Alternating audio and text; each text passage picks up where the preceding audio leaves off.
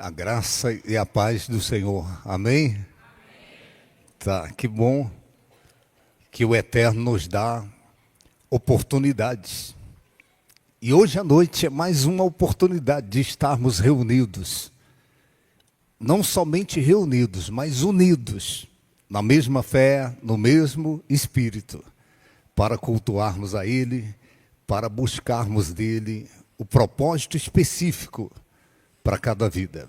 Amém? Tá, antes de começar a ministração, o pastor me deu só 1h30. Não, hoje é recorde. Tá, deixa eu anunciar para vocês. Esse ministério nasceu por uma direção de Deus. Então, em Minas, eu tinha um período de oração das 3 às 5 da manhã. Eu estava vivendo um dilema. Eu precisava de uma direção de Deus em relação à minha vocação, o meu chamado ministerial. Então, eu encontrei na Bíblia Sagrada, no livro de Provérbios, o texto que diz: os que me buscam de madrugada me acharão. Isso é palavra de Deus, é Deus dizendo: os que me buscam de madrugada me acharão. E eu, no dilema que eu estava vivendo em relação ao chamado, à vocação ministerial, encontro o texto e eu estabeleço o propósito com Deus. Eu disse: então eu vou achar. E eu coloquei o propósito, 3 horas da manhã. E numa madrugada daquela, depois de dias orando, e a sensação que a minha oração não passava do teto. Parecia que eu estava jogando conversa fora. Aquela sensação de que a cidade toda dorme e eu estou aqui fazendo papel de bobo. Só que não. Numa madrugada daquelas, eu ouvi a voz do Eterno. Eu não ouvi a voz do Eterno aqui, como é comum a gente discernir que Deus está nos falando alguma coisa. Eu ouvi a voz de Deus em todo o meu corpo. Não tem como explicar. É como se cada poro do corpo fosse um ouvido e escutasse. E o Eterno me disse: eu vou levar vocês para a Bahia, eu tenho uma grande obra para vocês na Bahia. É uma longa história. Mas eu estou contando isso porque quarta-feira, toda quarta-feira, de quarta para quinta, às 3 horas da manhã, eu vou estar no propósito da oração. O Senhor Jesus, ele disse aos discípulos: nem 1 hora vocês puderam orar comigo.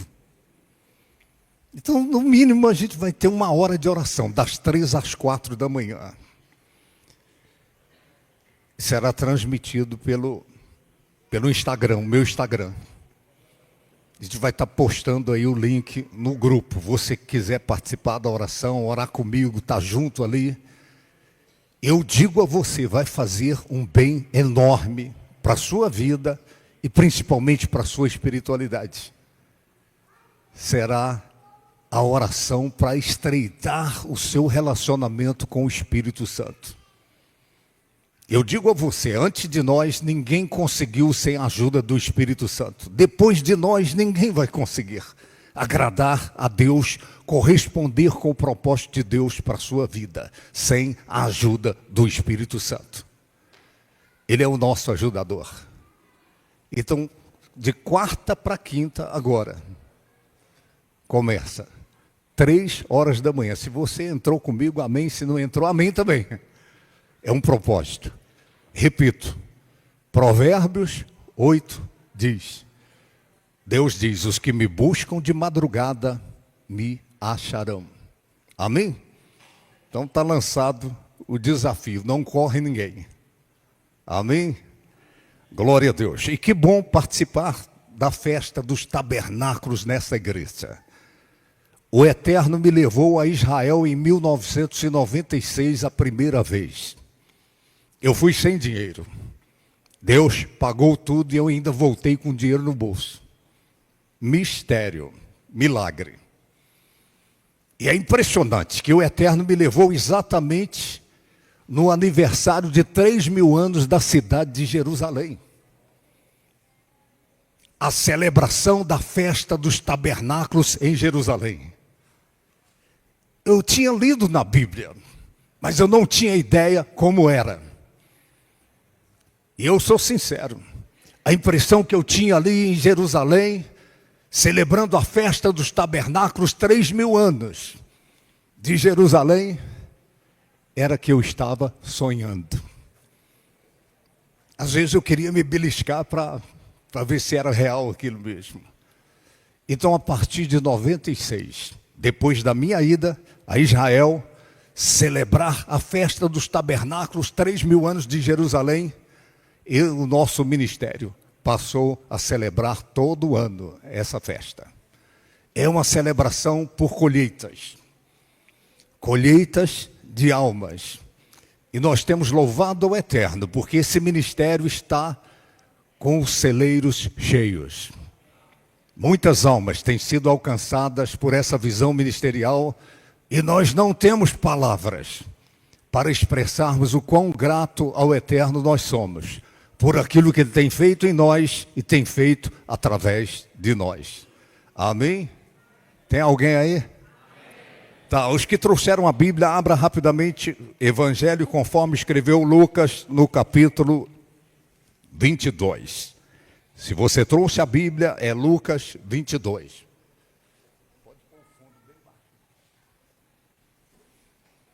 Evangelho conforme escreveu Lucas 22. Tá, enquanto as pessoas encontram, ontem nós tivemos ali na catedral uma oportunidade de compartilharmos ali algumas coisas que aconteceram durante os 32 anos dessa visão ministerial. Quando chegamos em Barreiras, eu tinha 32 anos de idade. Então, hoje eu estou com 66. O ministério tem 32 porque nasceu depois que nós já estávamos aqui.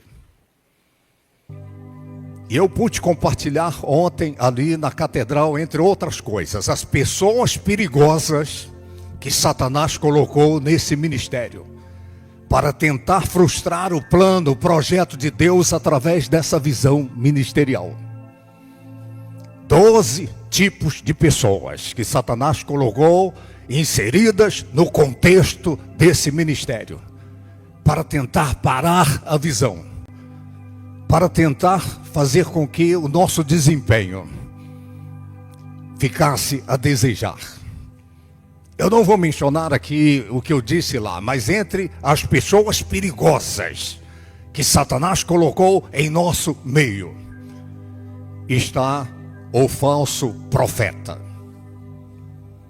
O falso profeta, a falsa profetisa. É gente perigosa. É gente que se levanta no meio da igreja em nome de Deus, dizendo que Deus disse, quando na verdade Deus não disse. Gente que se levanta dizendo que está vendo alguma coisa, quando na verdade não está vendo nada. Pessoas usadas por Satanás para perverter os retos caminhos do Senhor. Eu já vi gente casar errado por causa de profetada, porque tem profecia e tem profetada. Eu já vi gente fazer negócio errado, porque alguém ficou dizendo que Deus estava mostrando, quando na verdade não estava. Estão compreendendo o que eu estou falando? E alguns desses se levantam no meio da igreja falando em línguas.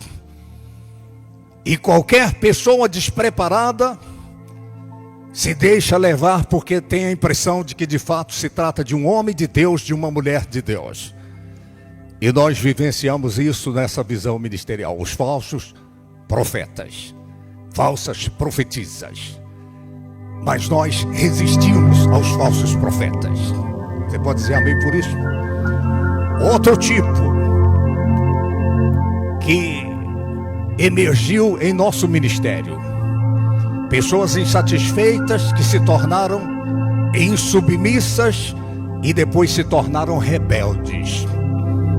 E aliciaram pessoas e causaram racha na igreja. levaram pessoas após si. Este foi outro tipo. E por último, que eu vou mencionar aqui, os caluniadores. A calúnia é a arma do covarde. E quantos se levantaram contra essa visão ministerial com calúnias, com narrativas engenhosamente criadas para perverter o propósito de Deus através dessa visão ministerial. Narrativas para macular a honra, para denigrir o caráter do homem de Deus ou da mulher de Deus. Está compreendendo o que eu estou falando? Mas glória a Deus que nós subsistimos a isso tudo. Satanás não conseguiu parar a marcha desse ministério, a missão mundial servos. Nós superamos isso tudo. Só que isso não para. Vez por outra, isso pode acontecer novamente. Compreende o que eu falei? Então, muito cuidado com os falsos profetas. Gente que chega dizendo, eu estou vendo, Deus me mostrou. Alguns chegam para mim, Deus me mostrou isso e isso. Eu digo, o maior interessado sou eu, então ele vai ter que mostrar para mim. Por que está mostrando para você? Estão compreendendo? Então, pessoas perigosas. Vamos à mensagem de hoje. Evangelho conforme escreveu Lucas, no capítulo 22. O verso 7 a seguir, palavra do Eterno diz assim: chegou o dia da festa dos pães ázimos, em que importava comemorar a Páscoa. Jesus, pois, enviou Pedro e João, dizendo: ide preparar-nos a Páscoa para que a comamos. Eles lhe perguntaram: onde queres que a preparemos? Então lhes explicou Jesus: ao entrardes na cidade, encontrareis um homem com um cântaro de água, segui-o até à casa em que ele entrar. E dizei ao dono da casa: o mestre manda perguntar-te: onde é o aposento no qual hei de comer a Páscoa com os meus discípulos? Ele vos mostrará um espaçoso cenáculo mobiliado. Ali fazei os preparativos. Agora erga sua cabeça, olhe para mim e escute com atenção. Se você me perguntar a receita do sucesso, eu vou dizer a você que para que alguém chegue ao sucesso em qualquer área da vida, é necessário um conjunto de coisas que precisam estar combinadas. Ou um conjunto de coisas que precisam estarem combinadas para que o sucesso aconteça. Agora, o fracasso. Para que o fracasso aconteça, para que a frustração aconteça, basta uma coisa. Ou uma coisa errada. Basta uma coisa fora do lugar. Eu estava meditando sobre isso. E quantas são as pessoas que estão vivendo frustrações e mais frustrações? Porque têm ignorado quesitos importantes, fundamentais, imprescindíveis. Uma coisa que o Espírito de Deus ministrou meu coração acerca desse texto e que é fundamental para o sucesso em qualquer área da vida é preparação. Lamentavelmente, a maioria das pessoas ignora a importância da preparação. Entram no ringue, entram na arena, entram em campo despreparadas. Ou uma pessoa despreparada para enfrentar, seja que problema for, seja que crise for, ou para conquistar, seja que área da vida for, esta pessoa já entra desqualificada. Está compreendendo o que eu estou falando? Preparação. Nós atendemos pessoas, conversamos com outra pessoa, pessoas que estão vivendo frustrações, crises as mais variadas. E de repente nós identificamos que a falta de preparação é que levou a pessoa àquela frustração, àquela situação de derrota, àquela situação de fracasso. Você nunca vai ter a prosperidade, por exemplo, na área profissional, financeira, se você não considerar a importância de estar preparado. Isso vale para qualquer área da vida, isso vale para a área sentimental, exige preparação. Isso vale para a área espiritual. Você nunca será um homem de Deus, uma mulher de Deus de fato e de verdade, se você não considerar o quesito preparação. E é exatamente isso que o texto traz para mim e para você. Os discípulos perguntam a Jesus Cristo: onde o Senhor quer que nós preparemos a Páscoa? Preparação. Deus trabalha com preparações. Deus prepara pessoas, Deus prepara lugares. E Deus quer que eu e você consideremos a importância da preparação. Está me ouvindo? Eles perguntam onde o Senhor quer que nós preparemos. Não podia ser uma Páscoa que acontecesse a esmo, tinha que ser uma Páscoa preparada. Para você chegar ao sucesso, para você ter conquistas, realizações na vida. Isso não vai acontecer no aleatório. A regra é que você precisa estar preparado. Diga quem está ao seu lado, diga: deixa o Espírito de Deus falar ao seu coração. A segunda coisa que é imprescindível, que é importante, que é fundamental, é direção.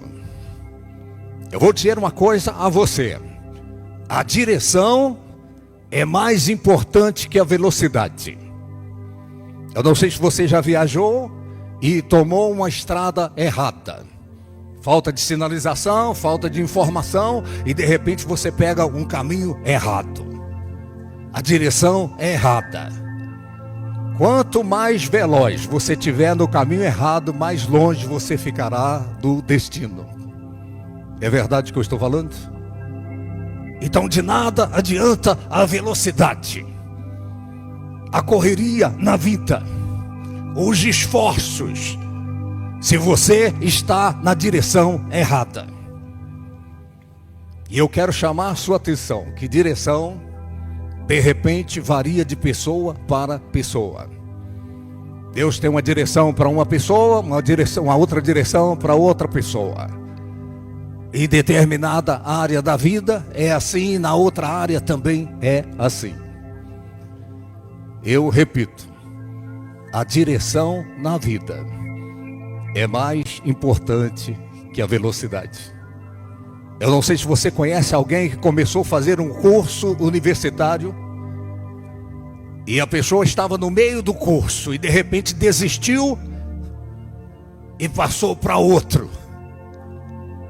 Porque depois de consumir o tempo, consumir recursos, energias, essa pessoa descobriu que estava na direção errada em relação à formação educacional. A direção é importante. Os discípulos, eles perguntaram a Jesus: onde? Sinalize para nós. Mostre qual é a próxima página do livro. Mostre qual é o próximo nível. Eu vou te dar um exemplo agora. Se eu entregasse uma folha em branco para cada pessoa aqui agora, para cada um escrever aquilo que desejaria falar com Deus. No final do culto nós teríamos, cada um teria uma audiência com Deus, 10 minutinhos com Deus. E você, antes disso, você teria a oportunidade de escrever numa folha tudo aquilo que você gostaria de falar com Ele. A pergunta que eu faço é: o que você escreveria na folha? Eu vou dizer de novo: o que você escreveria na folha? Daqui a pouco você vai ter uma audiência com Deus, em pessoa, cara a cara. E você tem a oportunidade de escrever numa folha. Eu digo a vocês, eu garanto que a maioria aqui preencheria a folha de um lado e do outro, com a porção de perguntas e questionamentos em relação à família, à área sentimental, à área profissional, à área espiritual. Mas eu estou dizendo isso a você, que se você chegasse perante Deus com uma folha em branco e com uma caneta na mão, e na sua audiência com Deus você simplesmente dissesse: o que é que o Senhor quer que eu faça? E Deus vai falando e você vai escrevendo. Compreendeu o que eu disse? Muito melhor do que você apresentar para Deus o que Ele tem que fazer na sua vida, é você se voltar para Deus e perguntar para Ele o que é que você tem que fazer da sua vida. Qual é o próximo passo? Se você perguntasse para Deus em relação à sua área sentimental, eu digo: você não viveria a frustração que de repente você está vivendo. Se você perguntasse para Deus, por exemplo, em relação à sua área financeira, profissional, você não estaria vivendo dificuldades financeiras que de repente você possa estar vivendo. Está me ouvindo? Em relação a qualquer área da vida, eu e você, nós precisamos de direção. Às vezes nós pensamos que sabemos o que temos que fazer. E nós fazemos aquilo que nós pensamos que sabemos que temos que fazer, e daqui a pouco vem a frustração, vem a decepção. A gente quebra a cara. Eu sou sincero, eu já quebrei a cara muitas vezes, fazendo aquilo que eu pensava que estava certo fazer. Até que eu descobri que a melhor coisa na vida é você se voltar para Deus e perguntar a Ele o que é que você tem que fazer. Que caminho você deve tomar, que alternativa você deve escolher, se você deve fazer o negócio ou não. Diga quem está com você, diga: deixa o Espírito de Deus falar no seu coração. E sabe por quê? Porque Deus conhece o meu amanhã e Deus conhece o seu amanhã. Deus conhece o nosso futuro e Ele sabe o que é melhor para nós. Está compreendendo? Então pergunte para Deus hoje à noite. Você está vivendo um dilema, uma crise, tem uma área da sua vida que o bicho está pegando. E você de repente está vivendo a frustração ou o fracasso. A saída é você fazer o que os discípulos fizeram. Senhor, o que o Senhor quer que a gente faça? Eu digo a você, Ele vai te dar uma iluminação. Ele vai te mostrar o caminho. Ele vai sinalizar para você. E as coisas vão se ajustar de tal maneira que você vai viver um novo tempo para a sua vida, uma nova estação para a sua vida. O próximo capítulo da sua vida é Deus que sabe. Então pergunte a Ele. Diga quem está com você, pergunte para Deus. Amém? Então o ponto número 1, preparação. O ponto número 2 é direção. O ponto número 3 é instrução. Seguir as instruções. Os discípulos perguntaram, Jesus deu as instruções e eles obedeceram. Escute-me cuidadosamente. Obedecer tem um preço altíssimo. Obedecer às regras, obedecer os princípios, obedecer os regulamentos, isso de repente requer um preço. Mas o preço que uma pessoa paga pela desobediência é muito maior que o preço que se deve pagar pela obediência. Toda pessoa que transgride princípios, que quebra regras, que ultrapassa limites, vai sofrer as consequências. Pode não ser hoje, pode não ser amanhã, nem a semana que vem, nem no ano que vem. Mas um dia a conta chega. Um dia a conta chega. Quebrar princípios, transgredir, ultrapassar limites, infringir regras.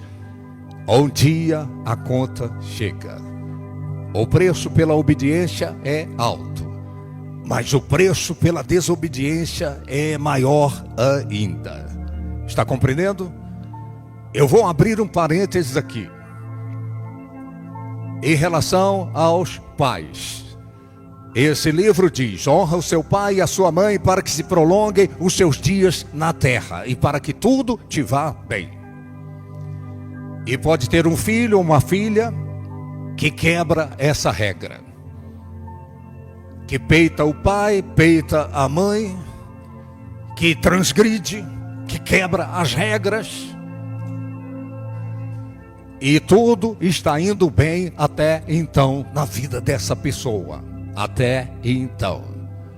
Só que quebrou regras, quebrou princípios, infringiu, ultrapassou limites. Um dia a conta vai chegar. Quantos entendem o que eu estou falando? Eu nunca vi sequer um filho ou uma filha que se levante contra o pai ou contra a mãe, que peita o pai, peita a mãe, e que a vida toda as coisas estão indo bem. Chega uma hora que a casa cai, chega uma hora que o bicho pega. Então eu estou citando essa área para você entender que isso vale para as outras áreas também. Os discípulos perguntaram a Jesus, ele deu as instruções e eles seguiram as instruções. A Bíblia Sagrada é o livro da instrução de Deus, as instruções de Deus para a minha vida e para a sua vida. E você não perde nada por seguir as instruções, por seguir as regras. Tem alguém aí? Então, preparação é importante. A segunda coisa, direção, é fundamental. A terceira coisa, obediência às regras, às instruções. A quarta coisa é a ação, a atitude. Não adianta você saber o que precisa ser feito e você não faz. De nada adianta você pensar que o sucesso vai acontecer por acaso, que você vai superar a dificuldade que você está enfrentando por conta do acaso. Não. É preciso atitude. É preciso arregaçar as mangas e ir à luta. É preciso enfrentar. Obedecendo as regras, obedecendo os princípios. É preciso fazer. A palavra do Eterno diz que a fé sem obras é morta. De nada adianta uma fé. Você acreditar em Deus, que Deus tem o melhor para a sua vida, se você não age a fé. Se você vive uma fé, ao Deus dará. Ao Deus dará o milagre, a bênção que você precisa não vai acontecer. Deus precisa que você seja coadjuvante com Ele. Coadjuvante no milagre, coadjuvante na mudança, coadjuvante para a nova estação da sua vida, para o novo capítulo da história da sua vida. Então você precisa agir a fé. Repito, a palavra do Eterno diz: a fé sem obras é morta, é um defunto, é inoperante. Então, repetindo, preparação, a segunda palavra que eu mencionei, direção, a outra, instrução, você tem que seguir as regras, você tem que obedecer, e a outra palavra é ação, atitude. Agora, eu vou caminhar para o final da mensagem. É estranho. E às vezes Deus é estranho. Se você ler a Bíblia, você vai ver que, vez por outra, Deus é estranho. Jesus diz: vocês vão chegar na cidade e vocês vão encontrar um homem com um cântaro de água. Sigam o homem com o cântaro de água. Erga sua cabeça, olha aqui para mim. Eu estava orando, meditando e buscando de Deus o que significa esse homem com o cântaro de água. Jesus não disse: vocês vão chegar na cidade e vocês vão seguir o prefeito da cidade, ou vocês vão seguir o sacerdote. Mas Jesus disse: vocês vão seguir o homem com o cântaro de água. Uma pessoa comum, uma pessoa quase que imperceptível na sociedade. A Bíblia não menciona o nome dele, não menciona o grau de estudo dele, mas o fato é que quem carregava cântaros de água ou eram mulheres que faziam esse papel, essa função, ou eram servos, empregados de alguma casa, servos. Então, quando Jesus disse: sigam o homem com o cântaro de água, a primeira coisa que ele está dizendo: sigam aquela pessoa que tem disposição para servir. Sigam o servo. Estão compreendendo? Eu só acredito em evangelho se esse evangelho desembocar numa modalidade de vida em que a pessoa tem disposição para servir, tem disposição para acudir, para socorrer, para ajudar quem precisa. Não é evangelho coisa nenhuma se a pessoa ela está inserida no reino de Deus para ser servida. Jesus Cristo disse: eu não vim para ser servido, eu vim para servir e dar a vida em resgate por muitos. Nós temos que aprender com ele, servir. Igreja só é igreja se a pauta da modalidade de vida de cada pessoa for servir o próximo, ser um suporte, ajudar quem precisa. É por isso que o juízo final, a pauta dele será: eu tive fome, vocês fizeram o quê? Eu estava nu, vocês fizeram o quê? Eu estava enfermo, o que é que vocês fizeram? Eu era forasteiro, vocês fizeram o quê? Eu estava preso e vocês fizeram o quê? Sabe o que ele está dizendo? Igreja só é igreja de fato e de verdade se ela tiver disposição para servir o próximo, servir quem precisa, servir o carente, o aflito, o desesperado. Então, o Espírito Santo me mostrou que esse ministério, ele se chama Missão Mundial Servos. Não é Missão Mundial Senhores, é servos. Caiu a ficha? Servos. Gente que precisa estar pronta para servir, para ajudar, para socorrer, para acudir aquele que está aflito, angustiado, aquele que está desesperado. Eu já falei isso outras vezes. A maior tragédia da igreja moderna, escute o que eu vou dizer a você. A maior tragédia da igreja moderna, os líderes estão pregando que todo mundo tem que ser líder. Você já ouviu isso?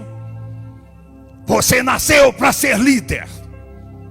E eles vão incutindo na cabeça dos crentes que a pessoa tem que ser líder, soberano. Mas esse evangelho ensina que você nasceu no reino de Deus para ser servo. Tem alguém aí, não? Eu existo no reino de Deus. Bispo, apóstolo, você é um líder. Eu sou um servo.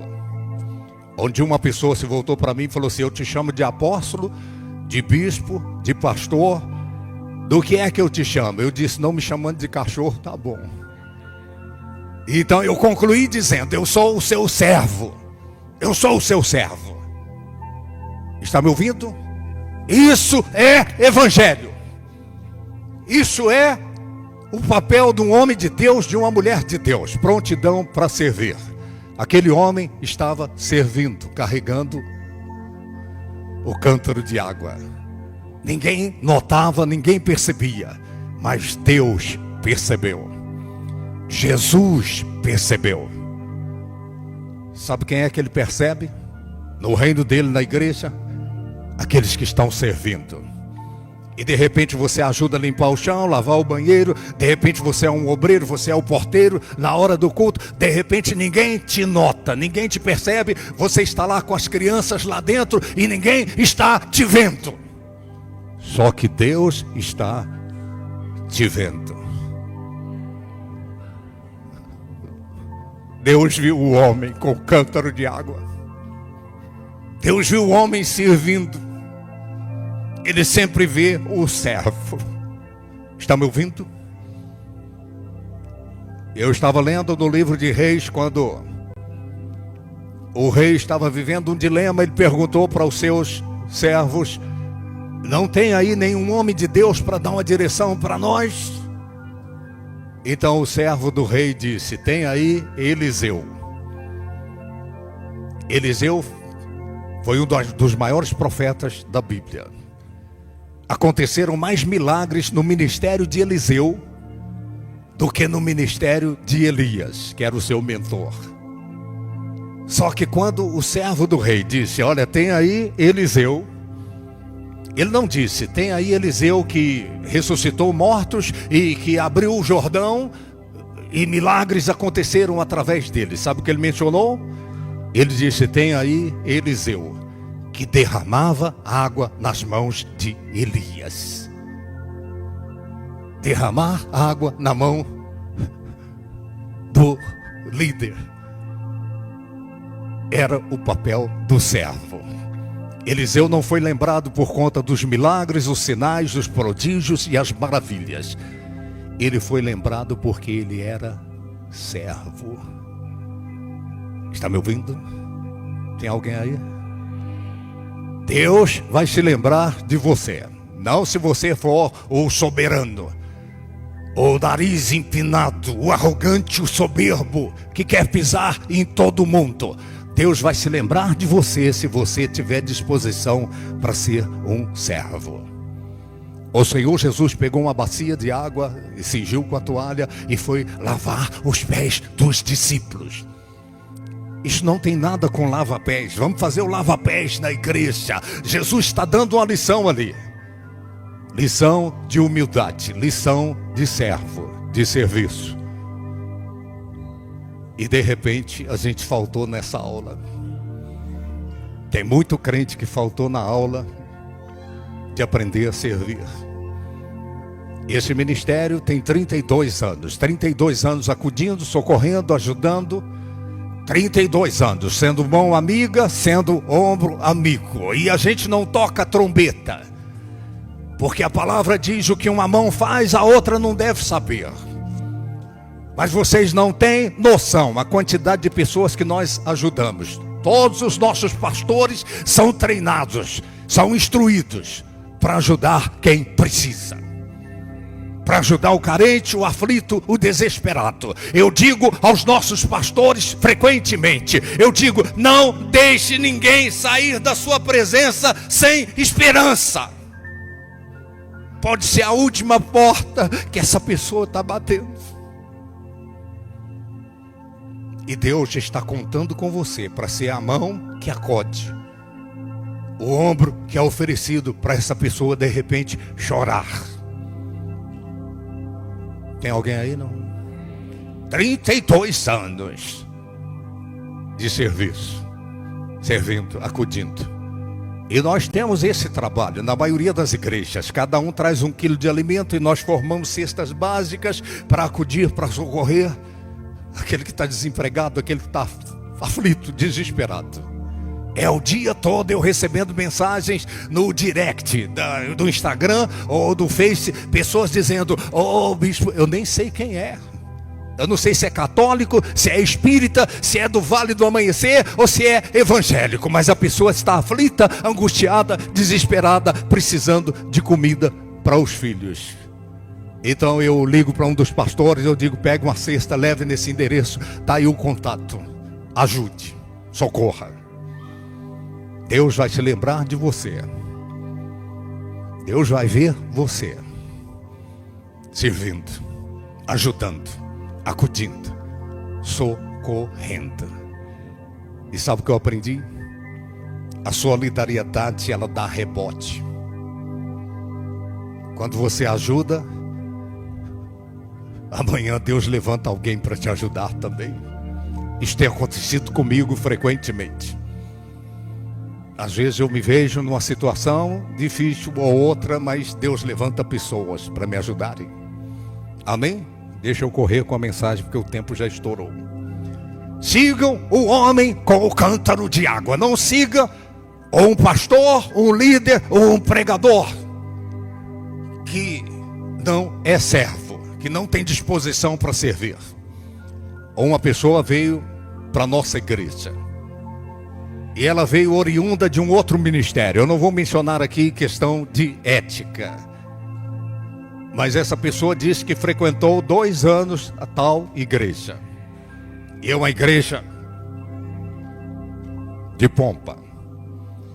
E essa pessoa disse: nós frequentamos lá 2 anos.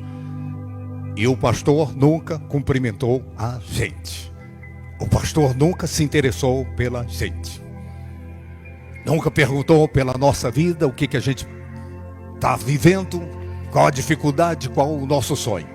E quando chegou na Missão Mundial Servos, um obreiro aqui e outro ali, e de repente essa pessoa ficou encantada, falou: meu Deus do céu, esse povo é diferente. Vocês são diferentes. Vocês têm o diferencial que chama a atenção de Deus. Vocês são servos. Dê um aplauso ao Senhor. Vocês são servos. E correndo com a mensagem: o homem com o cântaro de água. Primeiro fala do servo. Segunda coisa, o cântaro de água. O cântaro não estava vazio. Não siga um homem, um líder que é vazio, que é vazio da palavra de Deus. A água simboliza a palavra de Deus. Eu digo aos nossos pastores: se você vai pregar, pregue a palavra. Pregue a palavra. O compromisso de Deus não é com filosofias humanas. O compromisso de Deus é com a sua palavra. Deus vela pela sua palavra para que ela se cumpra. Deus criou os mundos pelo poder da sua palavra. O homem com o cântaro de água é aquele que está cheio da palavra. É aquele que sempre tem uma palavra de Deus para compartilhar. Siga o homem com o cântaro de água. Não siga o homem que está vazio da palavra de Deus, que está cheio de filosofias, cheio de técnicas, cheio de instruções de coach. É a palavra de Deus que cria realidades em nossas vidas. Jesus disse aos discípulos: sigam o homem com o cântaro de água. Siga o homem que está cheio da palavra. Quando esse ministério nasceu, foi isso que Deus me disse: você é o homem do cântaro. E o seu cântaro precisa estar cheio de água. Precisa estar cheio da palavra. Porque esse é o mistério. A segunda coisa, o cântaro cheio de água significa, a água simboliza também o Espírito Santo. Siga o homem que está cheio do Espírito Santo. Não siga aquele que é raso, aquele que é superficial, aquele que não tem intimidade com Deus. Siga o homem que considera o Espírito Santo na sua vida. Eu não dou um passo sem buscar a direção do Espírito Santo, sem pedir a ajuda do Espírito Santo. Então eu vim hoje aqui, nessa festa dos tabernáculos, para dizer que o nosso ministério completa 32 anos São servos. 32 anos que nós estamos instruindo as pessoas a seguirem o homem com o cântaro de água. Os nossos pastores, os nossos obreiros, aqueles que realizam o projeto Obed-Edom, os nossos levitas, os que ministram no altar, precisam ter o cântaro cheio de água. Precisam ter o cântaro cheio da palavra de Deus. Precisam estar cheios do Espírito Santo. Fique em pé em nome do Senhor Jesus.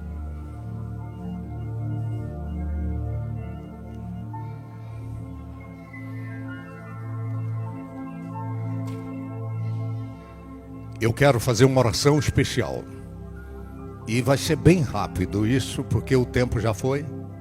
O meu tempo, né? Ainda tem mais coisas. Mas tem alguém aqui hoje que lá no íntimo você ouviu Deus falar com você.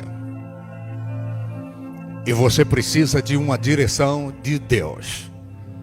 Você está vivendo em alguma área da sua vida o dilema. E você precisa que Deus te dê uma iluminação, te dê uma luz, te dê uma direção. Lembre-se do que eu disse.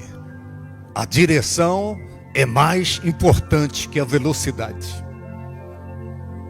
De nada adianta a alta velocidade se você estiver na direção errada. Isso vale para a área profissional, vale para a área sentimental, isso vale para a área familiar, para a área espiritual. Eu quero orar com você que precisa de uma direção de Deus. Sai do seu lugar, vem aqui diante desse altar. Eu vou fazer uma oração breve. Esse seu ato de vir diante do altar é tão importante quanto a oração que nós vamos fazer agora. Eu não conheço você, eu não sei da sua dor, da sua lágrima, da sua aflição, eu não sei do seu sonho, o seu plano, o seu projeto, eu não sei, mas Deus sabe. Deus sabe. Esse mesmo Jesus que viu o homem com o cântaro de água, aquele homem era imperceptível aos olhos da sociedade, ninguém o notava, ninguém o percebia, mas esse homem, ele foi visto por Jesus. Jesus viu aquele homem. Jesus vai te ver agora à noite. Ele está vendo o seu coração. Ele está vendo a luta que você está passando, o dilema. E lá no íntimo você sabe, eu não posso errar. E tem gente aqui que sabe do que eu estou falando. Uma pessoa, se errar no amor, de repente desencadeia um processo de sofrimento que dura a vida toda. Uma pessoa que de repente erra na área profissional pode sofrer consequências danosas, terríveis. Você não pode errar. Eu e você não podemos errar. Mas só tem uma maneira da gente não errar. É nos voltarmos para Deus de coração, de alma e de entendimento. E falar, ó Deus, eu preciso de uma direção. Eu preciso de uma iluminação. Eu preciso de uma revelação. Pai eterno, eu oro agora, Deus. Eu invoco o poder do Espírito Santo. Ó Deus, trazendo iluminação, trazendo revelação, trazendo direção para esse homem, para esta mulher, para o rapaz, para a moça, para esta pessoa, meu Deus, que está vivendo o dilema. Essa pessoa tem interrogações que a vida não respondeu. Essa pessoa, ó Deus, já buscou respostas e não encontrou. Mas agora ela ouviu a tua voz, ela ouviu a tua palavra. Eu disse a estas pessoas, ó Deus, que nós devemos buscar no Senhor a direção. E eu profetizo na vida desse homem, desta mulher, que ainda esta semana as coisas vão clarear. Haverá luz no seu caminho. As trevas serão dissipadas. Em nome do Senhor Jesus, as coisas vão se ajustar. Acredite no teu coração, porque Deus, Ele vê o servo. E Ele está vendo você, Ele está vendo o seu coração de servo. Ele está vendo a sua disposição em seguir as instruções. Pai eterno, eu oro agora, Deus, em nome do Senhor Jesus. Estenda a mão, manto sagrado, manto de glória. Anula a trama do mal, a trama das trevas. Eu ordeno que todo espírito de confusão, de distração, bata em retirada agora, em nome do Senhor Jesus. Solte a mente, solte o emocional dessa pessoa, toda entidade das trevas, todo espírito contrário à palavra pregada hoje à noite. Saia da casa dessa pessoa, saia dos caminhos dela, saia dos negócios dessa pessoa, sai da área sentimental, sai das emoções, sai da mente agora. Eu declaro todo pensamento levado cativo à obediência de Cristo e da sua palavra. E eu declaro cada pessoa aqui agora abençoada, em nome do Pai, do Filho e do Espírito Santo, em nome do Senhor Jesus. E os que creem digam amém. Dê um aplauso ao Senhor e pode voltar para o seu lugar. Volte para o seu lugar. Pastor Alexandre.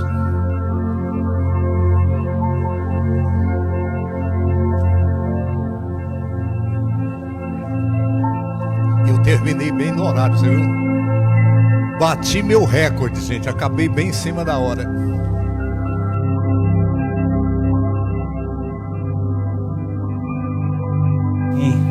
Amém. Oh Deus, louvado seja o nome do Senhor. Querido, nós estamos encerrando bem no horário, como disse o apóstolo, da programação, bem no horário programado. Como encerramento, nós teremos ainda mais algumas apresentações. E nós fizemos durante a sexta-feira, no primeiro dia dessa festa, a abertura, em que nós entramos, os pastores, os departamentos, as bandeiras, e entramos na igreja para festejar, para celebrar. E estamos nesse fim de semana celebrando a luz do mundo. E agora que nós estamos encerrando, nós queremos enviar luz para o mundo. A luz do mundo é Jesus. Jesus disse: eu sou a luz do mundo. E através dessa apresentação, então, nós queremos enviar luz, a luz que é Jesus, para o mundo.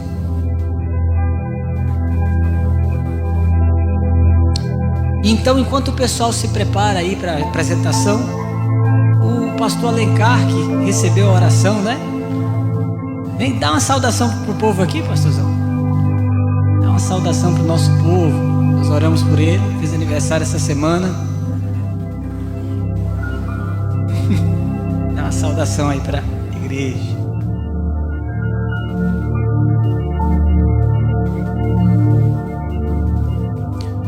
Eu saúdo a amada igreja na paz do Senhor, amém? É algo simples. Amado, eu fui me arrumar para vir para a igreja hoje. Estou em viagem e eu perdi um dos sapatos. Eu estou de sandálias. Isso não é nada mais assim, eu gosto de enfatizar, porque eu tenho muito respeito à casa de Deus. Principalmente esse ministério, foi aqui onde eu conheci a verdade, amém? Sempre que eu estou com o bispo Daniel, ele sempre me aconselha, me exorta, ele tem sempre aquela preocupação para com a minha vida. E olha que eu congreguei aqui há 26 anos atrás.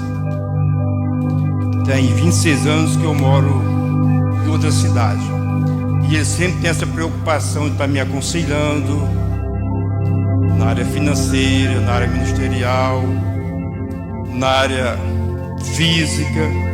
Então eu sou muito grato a Deus por ter sido o meu pastor, aquele mentor ao início da minha carreira espiritual. Amém, gente? Eu quero trazer rapidinho uma reflexão em duas palavras. Todo ser humano tem dois instintos dentro dele: exorará e exorrator. O exerrará é a inclinação para o mal. E o exerrator é a inclinação para o bem.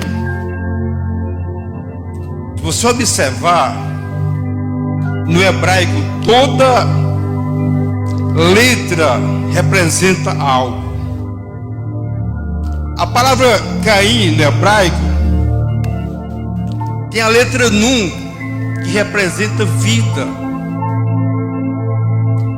Então, Caim tinha uma oportunidade para a vida, mas ele preferiu a inclinação para a morte.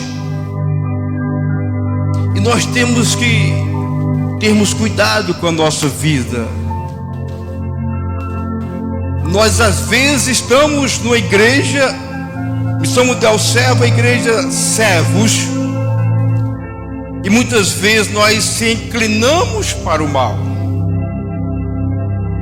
para perseguir os pastores, os obreiros, os músicos, o ministério. E o seu chamado aqui, amado, foi para adorar simplesmente ao Rei dos Reis e Senhor dos Senhores, e dar o seu melhor para Deus, aquele que te deu a vida, não somente a você, mas a todos aqueles que o buscar. Então seja um canal de bênção. Tenha na sua mente, no seu coração, exerrator, a inclinação para o bem, em nome de Jesus. Eu agradeço a oportunidade, em nome do Senhor. Amém, amém, glória a Deus. Muito bem, queridos, então é o encerramento da nossa festa, tá certo? E aí, acabou, tá? Então nós vamos apagar as luzes, preparar tudo aí. Vai ficar bem escuro por um tempo, tá? Mas se preocupa não, tem todo um propósito, tudo programado, tudo planejado. Arthur, tira essa tomada atrás de você. Já. Apaga aqui também.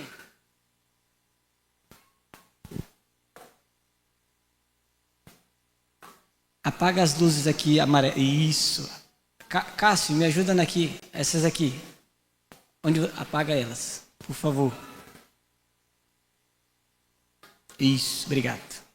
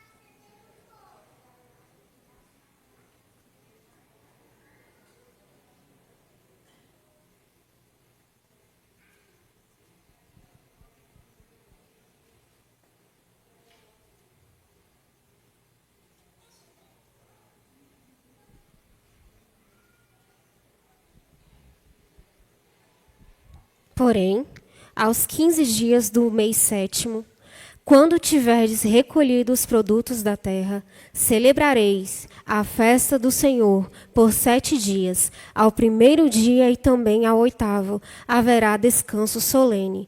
No primeiro dia tomareis para vós outros frutos de árvores formosas, ramos de palmeiras, ramos de árvores frondosas e salgueiros de ribeiras, e por 7 dias vos alegrareis perante o Senhor, vosso Deus. Celebrareis esta festa ao Senhor por 7 dias cada ano. É estatuto perpétuo pelas vossas gerações. No mês sétimo, e a celebrareis. 7 dias habitareis em tendas de ramos. Todos os naturais de Israel habitarão em tendas, para que saibam as vossas gerações que eu fiz habitar os filhos de Israel em tendas, quando os tireis da terra do Egito. Eu sou o Senhor vosso Deus. Assim declarou Moisés as festas fixas do Senhor aos filhos de Israel. Levítico 23, 39 a 44.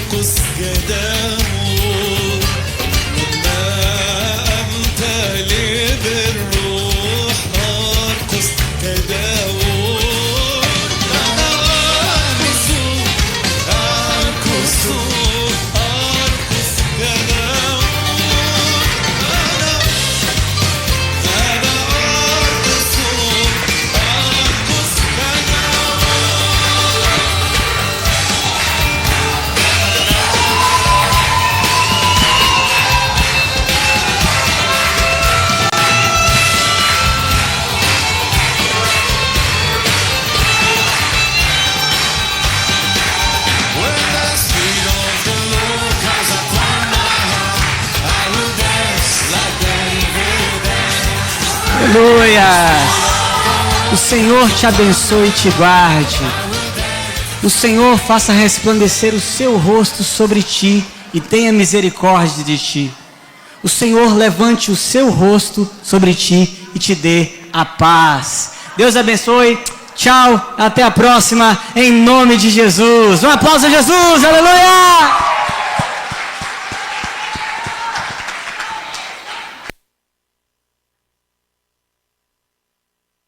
Pediram para avisar que tem uma cantina com caldo. Se você quiser, aproveite, tire fotos, converse, confraternize, abraça o irmão. Tá cedo ainda, tem pressa não, tá?